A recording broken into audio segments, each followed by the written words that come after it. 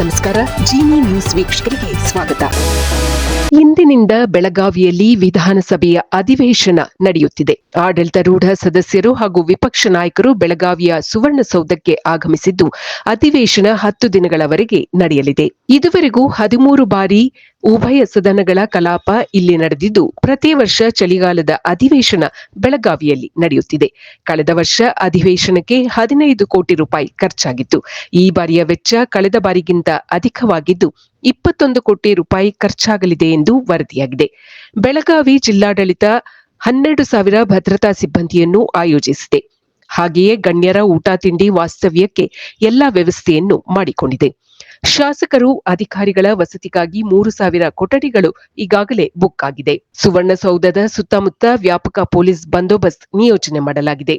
ಕಬ್ಬು ಮತ್ತು ಮೆಕ್ಕೆಜೋಳ ಬೆಳೆಗಾರರ ಸಮಸ್ಯೆ ಕುರಿತ ವಿಷಯವನ್ನು ವಿರೋಧ ಪಕ್ಷಗಳು ಕೈಗೆತ್ತಿಕೊಳ್ಳುವ ಸಾಧ್ಯತೆ ಇದೆ. ಆದರೆ ಅದಕ್ಕೂ ಮುನ್ನವೇ ರೈತರ ಸಂಕಷ್ಟವನ್ನು ಬಗೆಹರಿಸಲು ರಾಜ್ಯ ಸರ್ಕಾರ ಮುಂದಾಗಿದೆ.